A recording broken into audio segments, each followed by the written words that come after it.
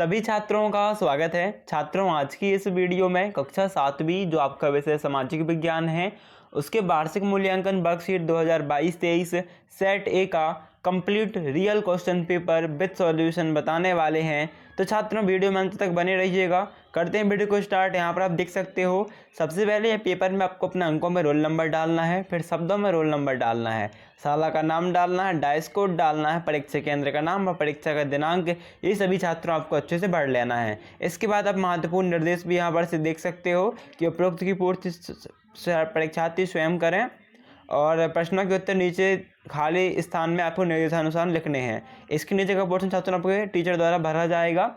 अभी हम देख लेते हैं प्रश्नोत्तर। छात्रों, पहला प्रश्न है, तमिल भाषा में रामायण के रचयिता कौन थे? 4 ऑप्शन है, वाल्मीकि, बा ऑप्शन है तुलसीदास, सा ऑप्शन है कंबन और दा ऑप्शन है आदि शंकराचार्य। तो छात्रों, यहाँ पर आपका तमिल भाषा में रामायण के रचयिता कंबन हो जाएंगे। सेकेंड क्वेश्चन है, पाल वंश का मूल स्थान क्या था? मतलब जो उत्पत्ति हुई पाल वंश की वो कहाँ से हुई थी, है ना? तो पाल वंश का जो मूल स्थान था वो बंगाल से था। सबसे पहले पाल वंश बंगाल में ज़्यादा देर तक रहा। फिर संविधान सभा का गठन हुआ था। दूसरा तो संविधान सभा का गठन कब हुआ था? ये हुआ था दिसंबर 1946 में। अगला प्रश्न, 14 वर्ष से कम आयु के बच्चों से माचिस उद्योग में काम करवाना क्या है? समता का अधिकार, स्वतंत्रता का अधिकार, शोषण के विरुद्ध अधिकार, संस्कृति और शिक्षा का अधिकार। तो छात्रों, ये है शोषण के विरुद्ध अधिकार। आप किसी भी बच्चे से मतलब 14 वर्ष से यदि कम हो तो उससे किसी भी प्रकार का काम नहीं करवा सकते हैं उद्योगों के लेवल में, घर से बाहर, है ना? घर में तो चल जाएगा। अगला प्रश्न, लोकसभा के कुल सदस्यों की संख्या कितनी है? तो 545 है। इसके बाद नेक्स्ट क्वेश्चन है छठवां, निम्नलिखित में गैसों में कौन सी एक गैस वायुमंडल में सबसे अधिक पाई जाती है? सबसे अधिक पाई जाती है नाइट्रोजन, जो कि वायुमंडल में 78% होती है। ठीक है, नेक्स्ट क्वेश्चन देख लेते हैं, जो कि वायु के गर्म होकर ऊपर उठने की क्रिया कहलाती है। तो यह कहलाती है संवहन की क्रिया। क्या कहलाती है? गर्म होकर ऊपर उठने की क्रिया संवहन की। अब देखो, परावर्तन तो क्या है? प्रकाश का परिवर्तन होता है। विकिरण क्या होता है? प्रकाश का फैलना विकिरण होता है। और संचालन क्या है? एक स्थान से दूसरे स्थान तक जाना संचलन कहलाता है। पर वायु गर्म होकर ऊपर उठना ये संवहन क्रिया कहलाता है। फिर मोहम्मद तुगलक ने सिक्के चलवाए थे? चांदी के, सोने के, जस्ते के, तांबे के? तो तांबे के सिक्के चलाए थे, जितना उसका बजट था। अगला प्रश्न, राष्ट्रपति का कार्यकाल होता है? तो राष्ट्रपति मतलब कितने समय तक कार्य करता है? तो राष्ट्रपति जो है 5 वर्ष तक कार्य करता है। फिर ज्वार आता है अष्टमी को, पूर्णिमा को, अमावस्या को या चतुर्थी को? तो ज्वार आता है आपका अष्टमी को। ठीक है, अभी छात्रों इसके बाद आपका प्रश्न क्रमांक 11 से लेके 20 तक के हैं। निर्देश हैं, नीचे दिए गए प्रश्नों के उत्तर लिखिए। तो 11वां प्रश्न है आपका, सम्राट अशोक द्वारा प्रजा की भलाई के लिए किए गए 4 कार्य लिखिए। तो यहाँ पर आपको उत्तर बता देते हैं इसका, ये आप देख सकते हो। अशोक ने प्रजा की भलाई के लिए कई काम किए। पहला आ जाएगा, अशोक के शासनकाल में सड़कें बनी। दूसरा, कुएं खोदे गए और सराय बनवाए गए। तीसरा, अशोक ने न सिर्फ मनुष्यों के लिए बल्कि जानवरों के लिए भी अस्पताल बनाए। और चौथा आ जाएगा, उस समय के अधिकतर अभिलेख ब्राह्मी लिपि में प्राकृत भाषा में लिखवाए गए, है ना? और लिख सकते हो कि अशोक ने धर्मशाला बनवाई, अशोक ने सभी लोगों का भला किया, ये आप लिख सकते हो, है ना? फुल मार्क्स मिल जाएंगे। फिर नेक्स्ट क्वेश्चन है आपका, समवर्ती सूची क्या है?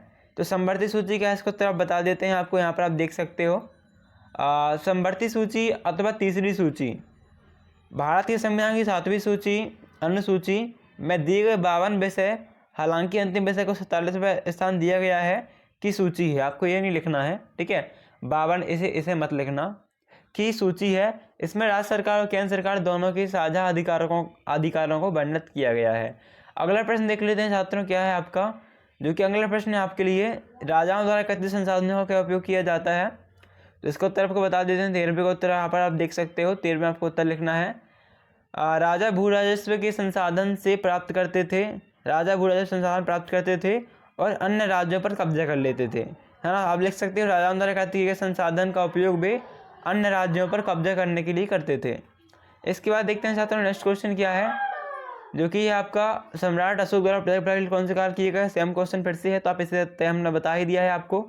संविधान से क्या तात्पर्य है? तो ये देखो, संविधान एक मौलिक कानून है जो देश का संचालन करने, सरकार के विभिन्न अंगों की रूपरेखा तथा कार्य निर्धारण करने एवं नागरिकों के हितों का संरक्षण करने के लिए नियम दर्शाता है। वायु प्रदूषण किसे कहते हैं? तो वायु में में उपस्थित विभिन्न प्रकार के अवांछित कणों के कारण होने वाला प्रदूषण वायु प्रदूषण कहलाता है। समुद्री गुफाओं का निर्माण कैसे होता है? तो समुद्री तरंग लगातार सैलों से टकराती हैं, जिससे दरार विकसित होती है। समय के साथ ही दरारें बड़ी और चौड़ी होती जाती हैं, इनको समुद्री गुफा कहते हैं। जल प्रदूषण किसे कहते हैं? तो जल प्रदूषण का मुख्य कारण मानव जानवरों की जैविक या फिर औद्योगिक क्रियाओं के फलस्वरूप पैदा हुए प्रदूषण को बिना किसी समझौते उपचार की सीधे जल दबाव में विसर्जित कर दिया जाना है। या फिर लिख सकते हो जल का प्रदूषण, जल को गंदा करना, उसमें अपशिष्ट को प्रवाहित करना, कचरे को प्रवाहित करना जल प्रदूषण कहलाता है। ठीक है, नेक्स्ट क्वेश्चन है, हमें सरकार को कर क्यों देना चाहिए, है ना, मतलब टैक्स क्यों देना चाहिए? तो करदाता द्वारा किया जाने वाला एक अनिवार्य अंशदान है, जो कि सामाजिक उद्देश्य जैसे आय व संपत्ति की असमानता को कम करके उच्च रोजगार स्तर प्राप्त करने तथा आर्थिक स्थिरता व वृद्धि प्राप्त करने में सहायक होता है। कर एक ऐसा भुगतान है जो आवश्यक रूप से सरकार को उसके बनाए गए कानूनों के अनुसार दिया जाता है। ये आपका उत्तर है ना। यदि आपका कोई इजी आंसर है आपके अध्ययन में आपके पास और इजी आंसर है तो आप उसे भी लिख सकते हो। देखो नेक्स्ट क्वेश्चन है, किसी विधायक को राष्ट्रपति द्वारा मतदान में क्यों भाग नहीं लिया जाता है? तो यहाँ पर बताया है क्योंकि वे राज्यसभा के निर्वाचित सदस्य नहीं होते हैं। ओके छात्रों, नेक्स्ट क्वेश्चन देखते हैं।